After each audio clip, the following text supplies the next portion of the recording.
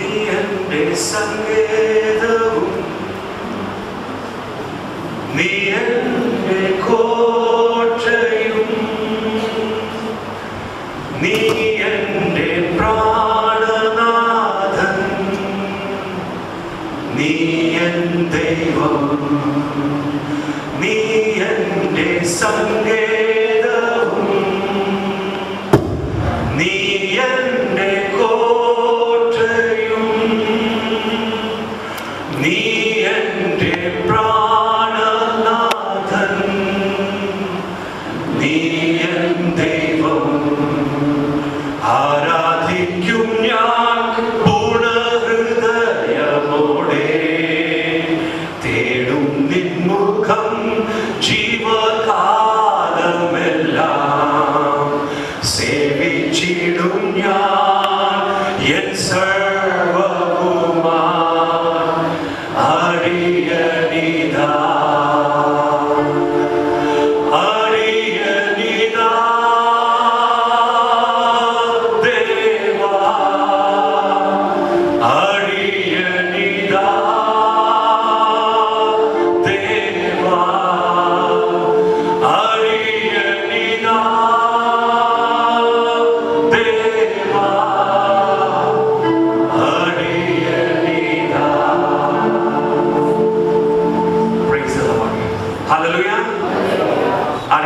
this evening. आप लोग खुश हैं? अगर खुश हैं तो एक बार हाथ उठाकर हालेलुया बोलेंगे। Praise the Lord. मैंने गीत जरूर हिंदी में मलयालम में गाया है। ഞാൻ പാട്ട് തീർച്ചയായും മലയാളത്തിലാണ് പാടിയത്. लेकिन उसको मैंने मलयालम को हिंदी लिखकर फिल्म में गा पाया। ഞാൻ ആ പാട്ടിനെ മലയാളത്തിൽ ഹിന്ദിയിലേക്ക് എഴുതിയിട്ടാണ് പാടിയത്. जरूर मैं एक साउथ इंडियन हूँ. निश्चयമായും ഞാൻ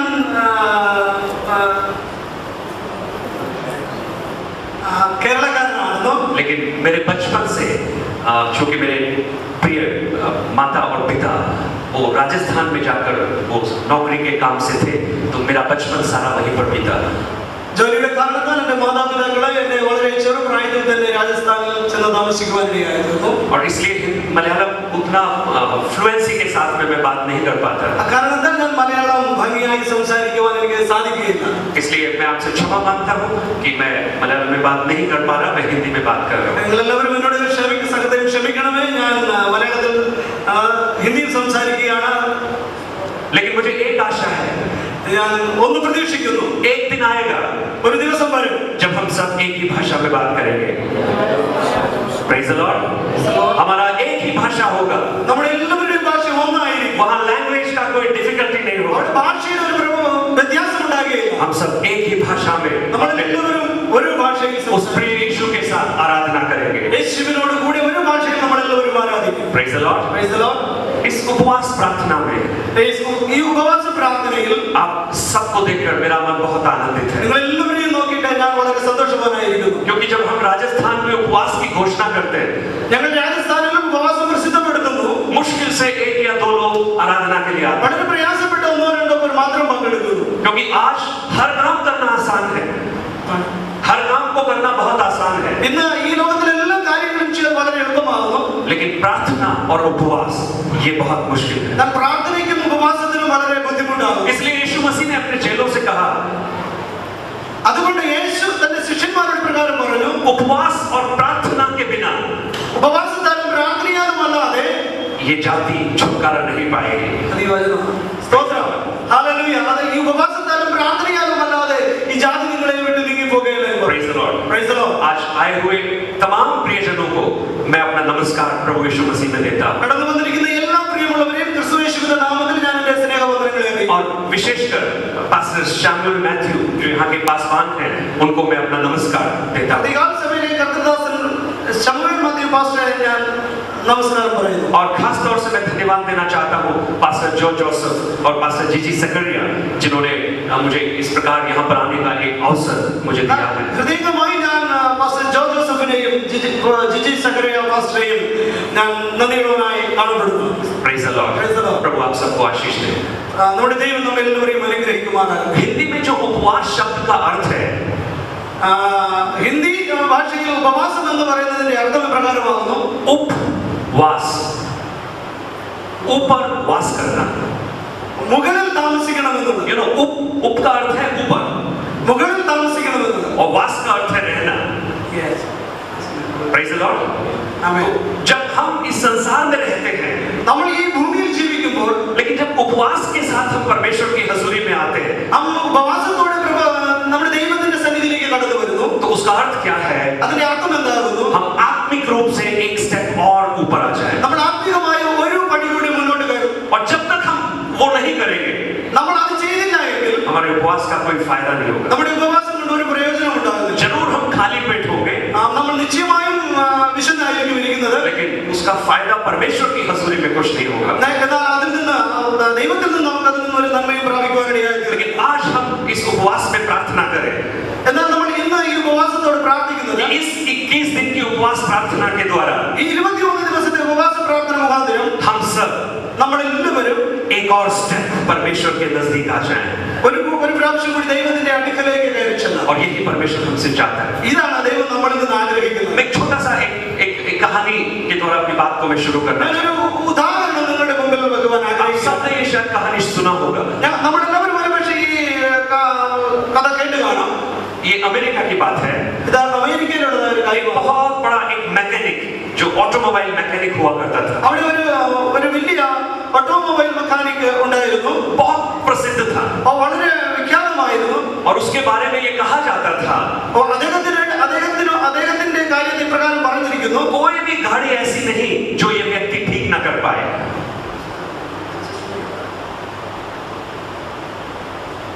कोई भी गाड़ी ऐसी नहीं जिसको ये ठीक ना कर पाए.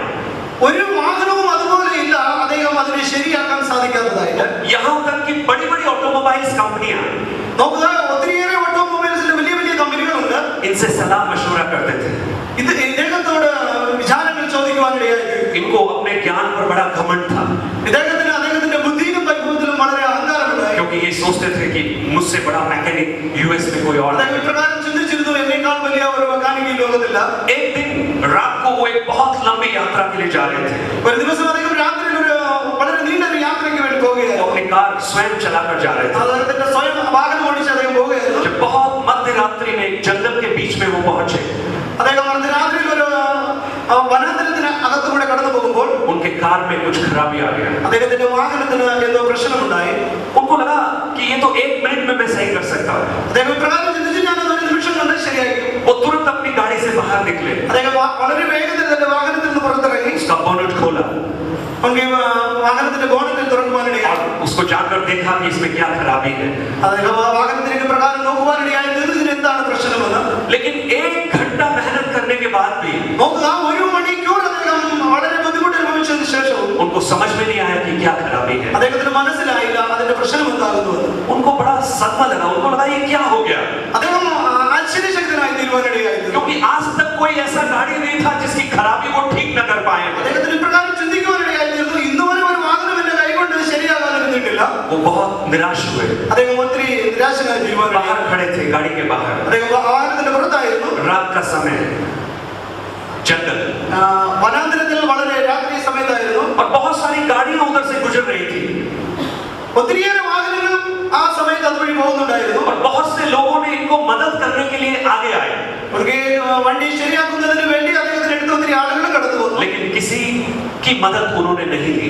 അദ്ദേഹം ആ വാഹനത്തെ ശരിയാക്കുന്നതിന് മറ്റൊരു വ്യക്തിയുടെയും സഹായം അംഗീകരിച്ചില്ല. क्योंकि वो जानते थे अगर वो किसी की मदद लेंगे, ഒരുപക്ഷെ അദ്ദേഹം മറ്റൊരു വ്യക്തിയുടെ സഹായം ചോദിച്ചു അത് ഏറ്റെടുത്തിരുന്നുവെങ്കിൽ उनका नाम बदनाम हो जाएगा. അദ്ദേഹത്തിന്റെ പേര് ബദനാം ആയി പോകുമായിരുന്നു. तो वो बड़ी निराशा में जब खड़े थे, അദ്ദേഹം വളരെ നിരാശ കൊണ്ടൊരു സൈഡിൽ നിൽക്കുമായിരുന്നു. एक गाड़ी उधर से निकला. ഒരു വാഹനം അതുവഴി കടന്നുപോയി. वो गाड़ी थोड़ा आगे जाकर वापस पीछे घूम कर आया വാഹനം കുറച്ച് മുമ്പ് പോയിട്ട് നിർത്തി പുറകോട്ട് വരുവാനിടയായി തീർന്നു.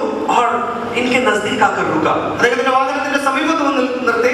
और उस गाड़ी का शीशा नीचे हुआ. അതിന്റെ വാഹനത്തിന്റെ ഗ്ലാസ് താഴേക്ക് വെച്ചിട്ട് और इन्होंने एक आवाज सुना, അദ്ദേഹം ഒരു ശബ്ദം കേൾക്കുവാനിടയായി. Son, can I help you? മകനെ ഞാൻ നിന്നെ സഹായിക്കട്ടെ എന്നൊരു ശബ്ദം एक बुजुर्ग व्यक्ति അതിനകത്തൊരു ഒത്തിരി പ്രായം ചെന്ന ഒരു വൃദ്ധനുണ്ടായിരുന്നു. उम्र कम से कम 80 साल से ऊपर. അദ്ദേഹത്തിന്റെ പ്രായവും ഏകദേശം 80 വയസ്സോളം. इस मैकेनिक ने कहा, अंकल आप मेरा मदद नहीं कर सकते. ആ മെക്കാനിക് അദ്ദേഹത്തോട് പ്രകാരം പറഞ്ഞു, ആ പ്രിയപ്പെട്ടവനോട് പ്രകാരം പറഞ്ഞു, അങ്കിൾ എന്റെ വാഹനത്തെ ശരിയാക്കുവാൻ സാധിക്കുകയില്ല. क्योंकि आप नहीं जानते मैं कौन हूँ. അങ്കിൾ നിങ്ങൾ അറിയുന്നില്ല ഞാൻ ആരാകുന്നുവെന്ന്. मैं सबसे बड़ा मैकेनिक हूँ. ഞാനൊരു നല്ല മെക്കാനിക് ആകുന്നു. लेकिन उस बुजुर्ग व्यक्ति ने उनसे कहा, मैं फिर भी तुम्हारी मदद करना चाहता हूँ. ആ പ്രായമുള്ള വ്യക്തി അദ്ദേഹത്തോട് പ്രകാരം പറഞ്ഞു, എങ്കിലും ഞാൻ നിന്നെ സഹായിക്കുവാൻ ആഗ്രഹിക്കുന്നു. तो बिना मन से इन्होंने उनको इजाजत दिया ठीक करने का. അദ്ദേഹം നിമഗ്നനായി, അതായത് ഒരുപക്ഷെ സഹകരിക്കുവാൻ മനസ്സില്ലാതിരുന്ന് അദ്ദേഹത്തിനെ സഹായിക്കുവാൻ അഭ്യർത്ഥിക്കുകയുണ്ടായി. वो बुजुर्ग व्यक्ति अपनी कार से बाहर निकले. ആ പ്രായം ചെന്ന വ്യക്തി വാഹനത്തിൽ നിന്ന് പുറത്തു വന്ന ശേഷം वो बोनट के अंदर गए. ആ ബോണറ്റിനകത്തേക്ക് പോയി उन्होंने कुछ किया. ആ വാഹനത്തിന് അദ്ദേഹം എന്തോ അല്പം ചെയ്തു. 2 मिनट बाद बाहर आए. 2 മിനിറ്റുകൾക്ക് ശേഷം വാഹനത്തിൽ പുറത്തു വന്നു. उन्होंने कहा एक बार स्टार्ट कर देखिए. ആ വാഹനം അദ്ദേഹം ചാവി തിരിച്ച് സ്റ്റാർട്ട് ചെയ്യുവാനിടയായി.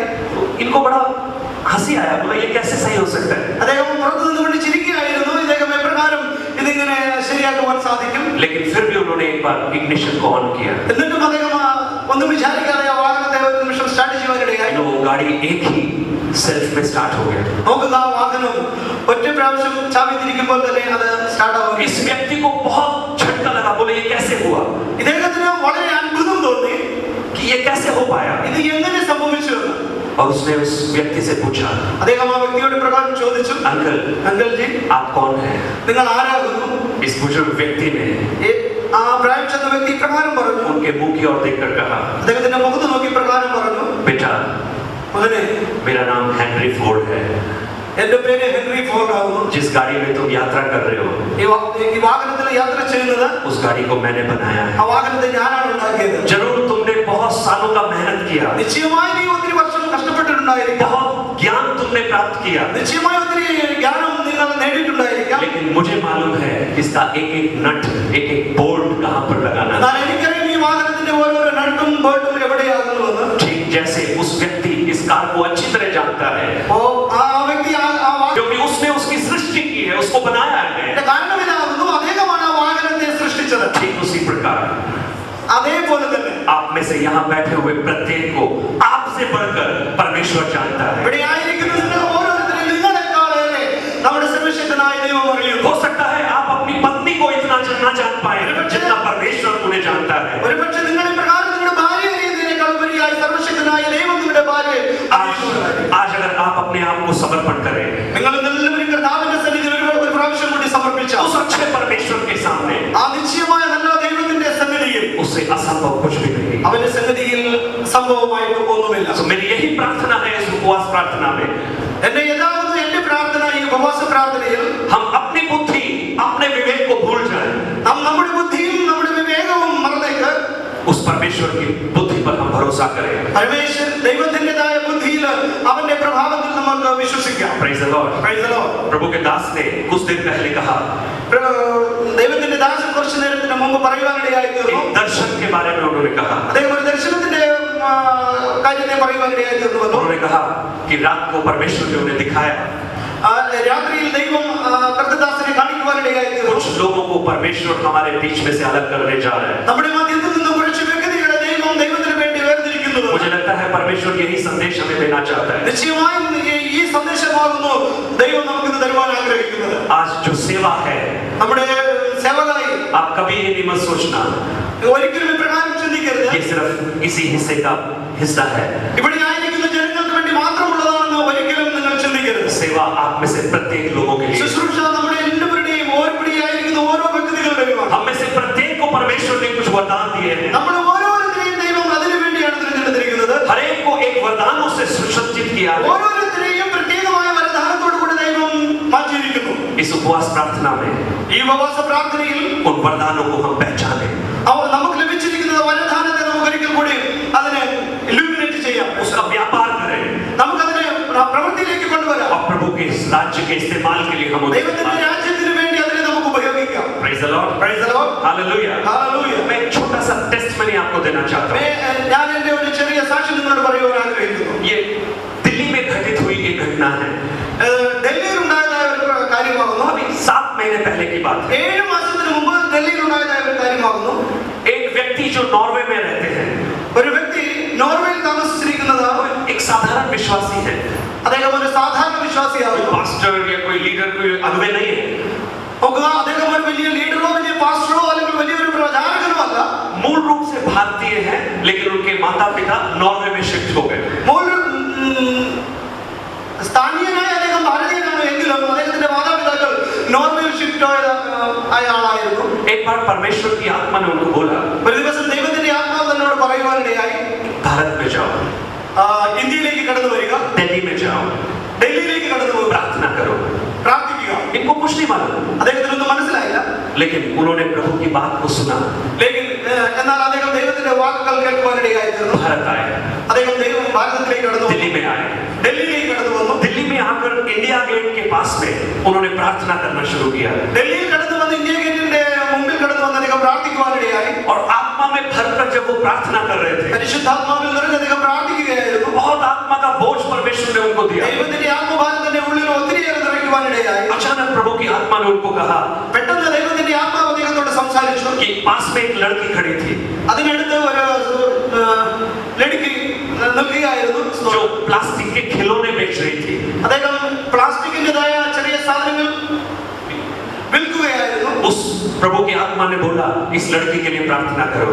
ദൈവത്തിന്റെ ആത്മാവ് അദ്ദേഹത്തോട് പറഞ്ഞു, ആ പെൺകുട്ടിക്ക് വേണ്ടി പ്രാർത്ഥിക്കുക. ये व्यक्ति उस लड़की के पास चल कर गया, അദ്ദേഹം ആ പെൺകുട്ടിയുടെ അടുക്കലേക്ക് കടന്നുപോയി. उसने कहा, मैं तुम्हारे लिए प्रार्थना करना चाहता हूँ। ഞാൻ നിനക്ക് വേണ്ടി പ്രാർത്ഥിക്കുവാൻ इस ആഗ്രഹിക്കുന്നു. लड़की को नहीं पता प्रार्थना क्या होता है, പെൺകുട്ടിക്ക് അറിയില്ലായിരുന്നു പ്രാർത്ഥന എന്താണെന്ന്. लेकिन फिर भी उसने कहा, आप प्रार्थना कीजिए।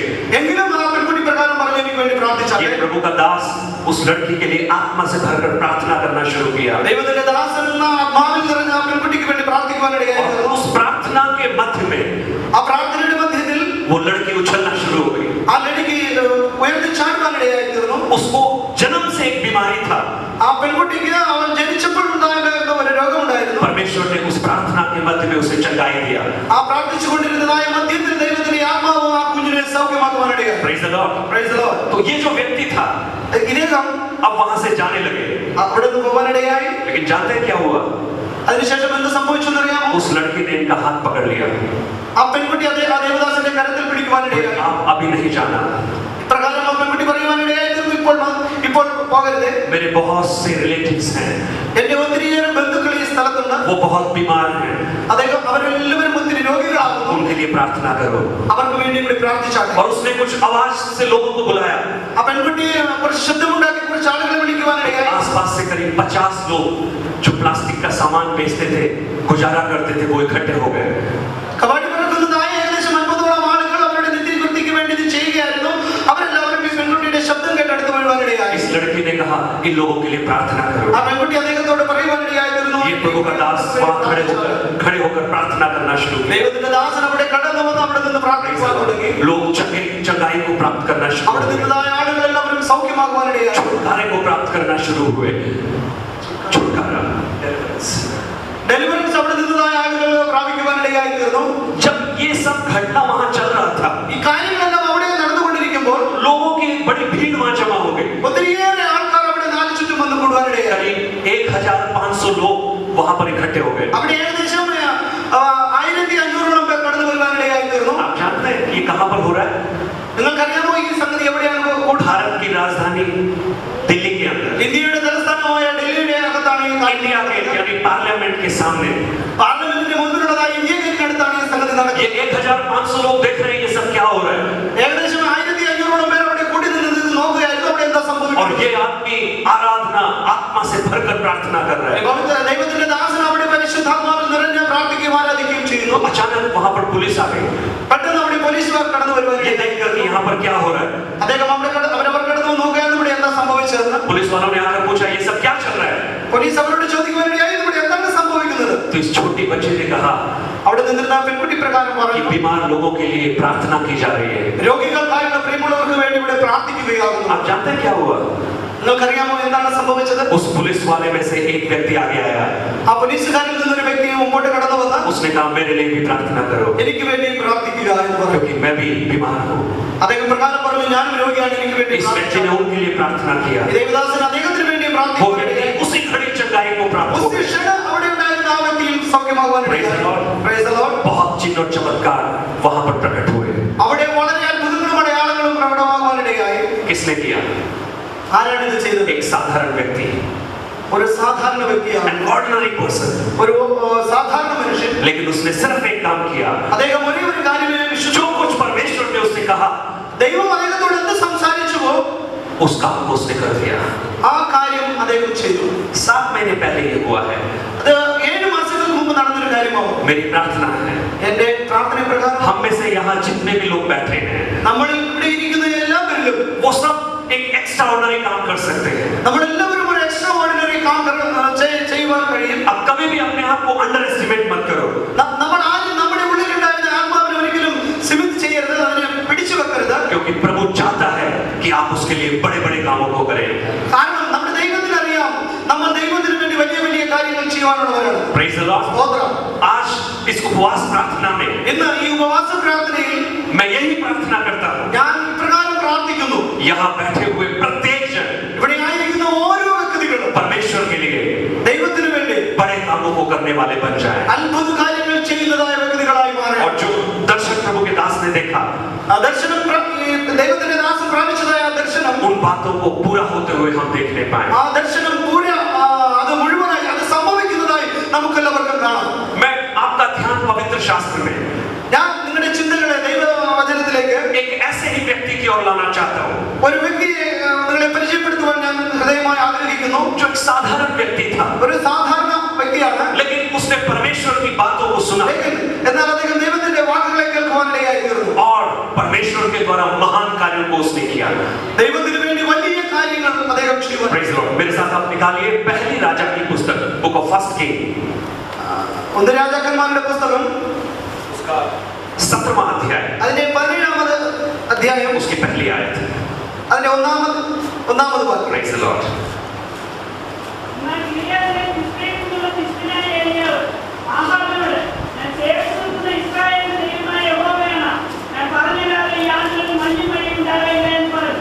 Praise the Lord. Praise the Lord. प्रभु इन वचनों को पढ़े जाने से हम सबको आशीष दे. ഈ വചനം വായിച്ചത് മുഖാന്തരം പാരായണം ചെയ്ത മുഖാന്തരം നമ്മുടെ ദൈവം നമ്മെല്ലാവരെയും അനുഗ്രഹിക്കുമാറാകട്ടെ. एक एलिया के बारे में हम देखते हैं. നമ്മൾ ഇവിടെ ഒരു ഏലിയാവിനെ കുറിച്ച് കാണുന്നു. इस 17वें अध्याय से पहले एलिया के बारे में कोई डिस्क्रिप्शन नहीं है. 17ാം അധ്യായത്തിന് മുമ്പ് ഏലിയാവിനെ കുറിച്ച് ഒരു കാര്യമൊന്നും എഴുതിയിട്ടില്ല.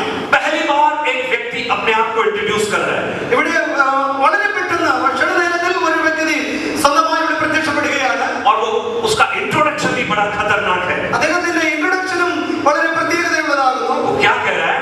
എന്ത് പറയുന്നു എന്ന് നോക്കാം. कि मेरे कहे बिना until unless I speak, ഞാൻ പറഞ്ഞിട്ടല്ലാതെ इस पृथ्वी पर बारिश नहीं होगा. ഈ ഭൂമിയിൽ മഞ്ഞുമഴയും ഉണ്ടാകില്ല. Praise the Lord. Praise the Lord. अब देखिए उस समय की जो बैकग्राउंड था, जो परिस्थिति था, ആ സമയത്തുണ്ടായ കാലാവസ്ഥ അതിന്റെ കാര്യാദികൾ എന്താണെന്ന് നമുക്കറിയാം. इस्राएली लोग मिस्र देश से बंधन से छूटकर बाहर निकले. ഇസ്രായേൽ ലോകം മിസ്രൈമിൽ നിന്ന് ബന്ധനത്തിൽ നിന്ന് പുറത്തു വന്ന സമയമായിരുന്നു. कनान देश में आकर रहना शुरू किया. കനാൻ ദേശത്ത് കടന്നു വന്ന് താമസിക്കുവാൻ തുടങ്ങി. उनके ऊपर परमेश्वर ने न्यायियों को ठहराया. അവരുടെ മുകളിൽ ദൈവം ന്യായാധിപന്മാരെ ആക്രമിക്കുവാനിടയായി തീർന്നു. लेकिन उन्होंने कहा नहीं, हमें राजा चाहिए. എങ്കിലും അവർ പ്രകാരം പറയുവാനിടയായി തീർന്നു, പോരാ, ഞങ്ങൾക്കൊരു രാജാവിനെ വേണം. परमेश्वर ने उनको राजा दिए. ദൈവം അവർക്ക് രാജാവിനെ കൊടുത്തു. शाऊल, ശൗൽ, उसके बाद दाऊद, അതിനുശേഷം ദാവീദ്, उसके बाद सलोमोन. അതിനുശേഷം ശലോമോൻ. लेकिन उस इतिहास में हम देखते हैं लेकिन ആ ചരിത്രത്തിൽ നമ്മൾ കാണുന്നത് പ്രകാരമാണ് सलोमोन के साम्राज्य के बाद ശലോമോന്റെ സാമ്രാജ്യത്തിന് ശേഷം इस्राएल 2 हिस्सों में बट गया.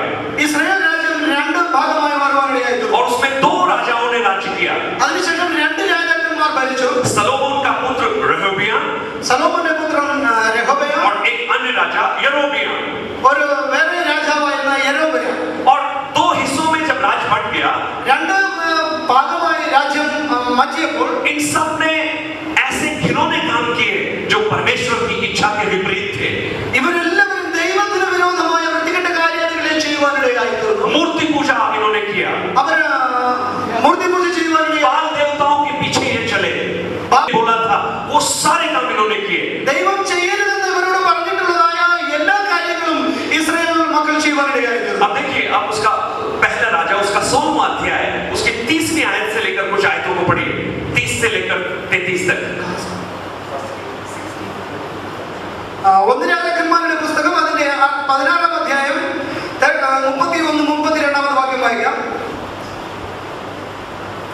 33-ാമത് വാക്യം പ്രത്യേകം വായിച്ചാട്ടെ.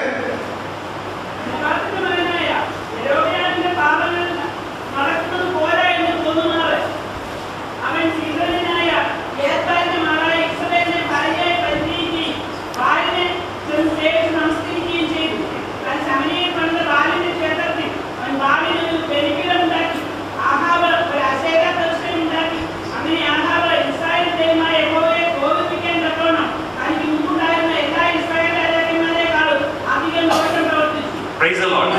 एक आहाब राजा, उसके बारे में लिखा है, ഇവിടെ ഒരു ആഹാബ് രാജാവിനെ കുറിച്ച് എഴുതിയിട്ടുണ്ട്. उसने वो सारे काम किए അദ്ദേഹം ഇപ്രകാരമുള്ള കാര്യങ്ങളെല്ലാം ചെയ്തു, जिन कामों ने परमेश्वर को क्रोध दिलाया, ദൈവത്തിനെ ബുദ്ധിമുട്ടിപ്പിക്കാൻ, ദൈവത്തിനെ കോപം വരുത്തുവാൻ വേണ്ടിയുള്ള സകല കാര്യങ്ങളും ചെയ്തു. परमेश्वर की उपस्थिति से लोग दूर हो गए, ദൈവത്തിന്റെ സന്നിധിയിൽ നിന്ന് അവിടെ ഉണ്ടായിരുന്ന ജനം ദൂരെ പോകുവാനിടയായി. सच्चे परमेश्वर को वो भूल गए, സത്യദൈവത്തെ അവരെല്ലാവരും മറന്നു, अन्य कामों में अपने आप को संलग्न किया. വേണ്ടാത്തതായ കാര്യങ്ങൾ അവരെല്ലാവരും ചെയ്ത് ചെയ്യുവാനിടയായി. और इस परिस्थिति में നോക്കുക, ഈ സാഹചര്യത്തിൽ जब लोग जीवित परमेश्वर को भूल गए, അവർ ജീവിക്കുന്ന ദൈവത്തെ മറന്നു കളഞ്ഞു. ये लोग कौन थे? അറിയാമോ ഈ മറന്നു കളഞ്ഞ ആളുകൾ ആരായിരുന്നു? ये वही लोग थे जिन्होंने परमेश्वर को जाना था. ഈ മറന്നുപോയ ആളുകൾ ആരാണെന്ന് അറിയാമോ? ഇവരെ ദൈവത്തിന്റെ കാര്യത്തിൽ വിടിപ്പിക്കപ്പെട്ടവരായിരുന്നു. परमेश्वर की महानता को इन्होंने देखा. ദൈവത്തിന്റെ അത്ഭുത കാര്യങ്ങളെ കണ്ടതായ 40 साल कैसे रेगिस्तान में उनको चलाया, ये उन्होंने देखा. 40 വർഷം മരുഭൂമിയിലെ പ്രകാരം ദൈവം അവരെ നടത്തി എന്ന് അവർക്കറിയാം. कैसे फरो और उसके साम्राज्य को परमेश्वर ने बर्बाद किया, ये उन्होंने देखा. ഫറവോനെയും അവന്റെ സാമ്രാജ്യത്തെയും ദൈവം എപ്രകാരം നശിപ്പിച്ചുവെന്നും ഇവർ നോക്കി.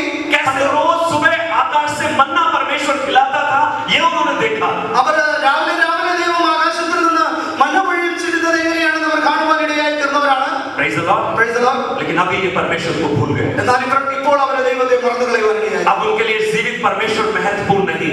ഇപ്പോൾ അവർക്ക് ജീവിക്കുന്ന ദൈവം ഒരു പ്രത്യേകതയുമില്ല. और बहुत सारे बातों में अपने आप को അവർ മറ്റുള്ള ലോക കാര്യങ്ങളിലേക്ക് മുഴുകുവാനിടയായി. इस परिस्थिति के बीच में ഈ സാഹചര്യത്തിന്റെ മധ്യത്താണ് एक व्यक्ति को परमेश्वर ने खड़ा ഒരു किया. പ്രത്യേക വ്യക്തിയെ ദൈവം മുകളിലേക്ക് और കൊണ്ടുവരുന്നത്. वो कौन था? वो एलिया था. ആ വ്യക്തിയെ കുറിച്ചാണ് നമ്മളിവിടെ और വായിക്കുന്നത്. उस व्यक्ति को जब परमेश्वर ने खड़ा किया, उस व्यक्ति को जब परमेश्वर ने खड़ा किया, ആ വ്യക്തിയെ ദൈവം അദ്ദേഹത്തെ എഴുന്നേൽപ്പിച്ചപ്പോൾ उसने बड़े अधिकार के साथ आकर ये घोषणा की, ദൈവത്തിന്റെ വളരെ അധികാരം അവിടെ അദ്ദേഹം പ്രകടമാക്കുവാനിടയായി. मेरे कहे बिना बारिश नहीं होगा. ഞാൻ പറഞ്ഞല്ലാതെ മഴയുണ്ടാകുകയില്ല. Praise the Lord. Praise the Lord. You know, आज संसार में आप देखिए, നോക്കുക, ഇന്ന് നമ്മൾ ഈ ലോകത്തിലേക്ക് നോക്കിയാൽ बिजनेस का एक बहुत बड़ा रूल है. ബിസിനസ്സിന് അതിൻ്റെതായ ചില നിയമങ്ങളുണ്ട്. ज्यादा रिस्क आप लीजिए, ഒത്തിരി നിങ്ങൾ റിസ്ക് എടുത്താൽ आपका बिजनेस अच्छा चलेगा. നിങ്ങളുടെ ബിസിനസ് ഒത്തിരി വിഫലമായി തീരും. More risk, more risk more success. More success. Praise the Lord. ആമേൻ. एक साधारण सा नियम है. ഇതൊരു സാധാരണ നിയമമാകുന്നു. लेकिन आप यहाँ पर इस व्यक्ति एलिया को देखिए, നോക്കുക, ഇവിടെ ഈ ഏലിയാവിനെ നിങ്ങൾ എല്ലാവരും പ്രത്യേകിച്ച് നോക്കിയാൽ ये भी एक बहुत बड़े बिजनेस में है. ഇദ്ദേഹം ഇവിടെ ഒരു വലിയ ബിസിനസ്സിലാകുന്നു. कुछ रिस्क वो अपने लिए ले रहा है. ചില റിസ്ക് തന്നെ താൻ സ്വയം ഏറ്റെടുക്കുവാനിടയായി തീർന്നു. लेकिन ये रिस्क उसने किसके लिए लिया? നോക്കുക, ഈ റിസ്ക് അദ്ദേഹം ആർക്ക് വേണ്ടി എടുത്തു? उस परमेश्वर के लिए. അത് ദൈവത്തിന് വേണ്ടി, ജീവിക്കുന്ന ദൈവത്തിന് വേണ്ടി. पुराने नियम से आप नए नियम पूरे पुस्तकों में आप देखें, പഴയ നിയമം മുഴുവനായി നമ്മൾ പഠിച്ചാലും इन भविष्यवक्ताओं के बारे में,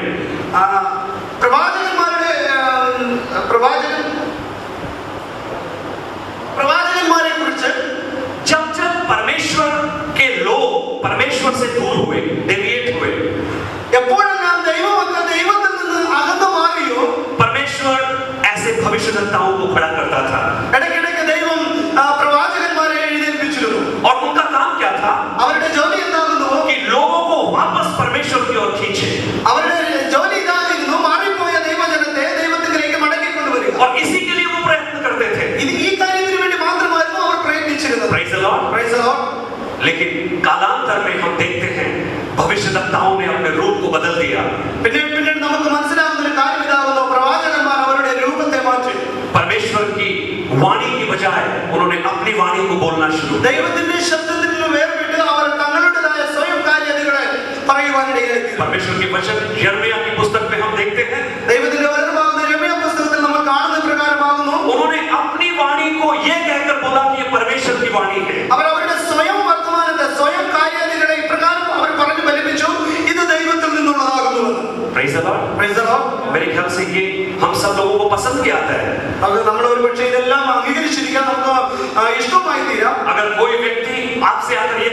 നോക്കുക, ഒരുപക്ഷെ ഒരു വ്യക്തി നിങ്ങളുടെ മധ്യ കടന്നു വന്ന് പ്രകാരം പറഞ്ഞാൽ कि आपने पाप किया है, आपको बदलना है, നിങ്ങളുടെ മുന്നിൽ ഒരു വ്യക്തി കടന്നു വന്നിട്ട് പ്രകാരം പറയണം നിങ്ങൾ പാപം ചെയ്ത് നിങ്ങൾക്ക് മാറ്റമുണ്ടാകണമെന്ന് പറഞ്ഞാൽ शायद आपको अच्छा नहीं लगेगा। ഒരുപക്ഷെ നിങ്ങൾക്കത് ഭംഗിയായി തോന്നുകയില്ല. लेकिन एक दूसरा व्यक्ति आपको आकर कहे എന്നാൽ ഒരു വ്യക്തി നിങ്ങളുടെ അടുക്കൽ കടന്നു വന്ന് कि परमेश्वर तुम्हें आशीष दे, എന്റെ ദൈവം നിങ്ങളെ അനുഗ്രഹിക്കുമെന്ന് आपके लिए नए मार्गों को खोले, നിങ്ങൾക്ക് വേണ്ടി എന്റെ ദൈവം വലിയ മാർഗങ്ങളെ വേറെ പുതിയ വഴികളെ തുറക്കുമെന്ന് പറഞ്ഞാൽ आप कहेंगे बहुत अच्छा प्रॉफिट है। നിശ്ചയമായി നിങ്ങൾ പ്രകാരം പറയുവാനുള്ള തീരും അദ്ദേഹം किसकी आवाज हम सुनना चाहते हैं? നമുക്ക് ആരുടെ ആ ശബ്ദം കേൾക്കുവാനാണ് ആഗ്രഹിക്കുന്നത്? परमेश्वर की ദൈവത്തിന്റെയോ या मनुष्यों की? യാ മനുഷ്യരുടെ? Praise the Lord. Praise the Lord. Hallelujah. Hallelujah. अपने आप को थोड़ा बदले। നമ്മെ തന്നെ സമൂഹത്തിൽ മാറ്റേണ്ടതായ ആവശ്യമായിരിക്കുന്നു. जैसी उस समय की परिस्थिति थी, ആ സമയത്തതായ സാഹചര്യം आज बिल्कुल ऐसे ही हालात है। അന്നുണ്ടായിരുന്ന ഏലിയാവിന്റെ മുമ്പിലുണ്ടായിരുന്നതായ ആ സാഹചര്യം ഒരുപക്ഷെ ഇന്ന് ഇവിടെ ഇപ്പോൾ ഉണ്ടായിരിക്കുന്നു. उस समय परमेश्वर को लोग भूल गए। ആ സമയത്ത് ദൈവത്തെ ജീവിക്കുന്ന ദൈവത്തെ ലോകം അവിടെ ഉണ്ടായിരുന്ന ആൾക്കാർ മറന്നുപോയിരുന്നു. आज आप देखिए, आज भी यही परिस्थिति है। നോക്കുക, ഇന്നും സാഹചര്യം അത് തന്നെയാണല്ലോ. जीवित परमेश्वर को लोग भूलते जा रहे हैं। ജീവിക്കുന്ന ദൈവത്തെ ആളുകൾ മറന്നുകൊണ്ടേയിരിക്കുന്നു. लेकिन परमेश्वर चाहता है എങ്കിലും ദൈവം പ്രകാരം ആഗ്രഹിക്കുന്നു कि आज कुछ एलिया को परमेश्वर खड़ा कर दे, ദൈവം പ്രകാരം ആഗ്രഹിക്കുന്നു ഇന്നും ചില ഏലിയാക്കന്മാരെ ദൈവം എഴുന്നേൽപ്പിക്കട്ടെ. जो परमेश्वर के लिए खड़े हो जाए, ദൈവത്തിന് വേണ്ടി എഴുന്നേൽക്കുക, परमेश्वर की आवाज को ദൈവത്തിന്റെ ശബ്ദത്തെ लोगों तक पहुंचाए। ലോകത്തിന്റെ അടുത്തേക്ക് എത്തിക്കുക. एलिया ने यही किया। ഏലിയാവ് അത് തന്നെയാണ് ചെയ്തത്.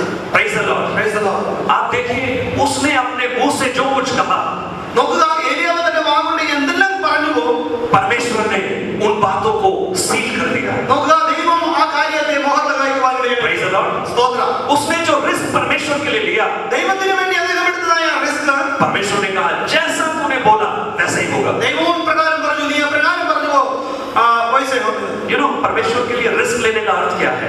ദൈവത്തിന് വേണ്ടി റിസ്ക് എടുക്കുന്നതിന്റെ അർത്ഥം എന്താകുന്നു? आप सोचिए, ഒന്ന് ചിന്തിച്ചാൽ आप किसी बीमार के लिए प्रार्थना करने നോക്കുക, गए നമ്മൾ ഒരു രോഗിക്ക് വേണ്ടി പ്രാർത്ഥിക്കുന്നു. और परमेश्वर की आत्मा ने हमको कहा ദൈവത്തിന്റെ ആത്മാവ് നിങ്ങളോട് പറയുവാനിടയായി തീർന്നു कि इसको छुटकारा मिल जाएगा, അത് അദ്ദേഹത്തിന് ഡെലിവറൻസ് ഉണ്ടാകും. तो आप प्रभु के लिए ये रिस्क लीजिए നോക്കുക, നിങ്ങൾ ദൈവത്തിന് വേണ്ടി ആ റിസ്ക് എടുക്കുക. और खुलकर बोलिए, खुलकर आप हमको बोलिए ആ നിശ്ചയമായി ദൈവത്തിന് വേണ്ടി വായി തുറന്ന് സംസാരിച്ചാട്ടെ. कि परमेश्वर आपको कल सुबह तक चंगाई देगा। നിശ്ചയമായി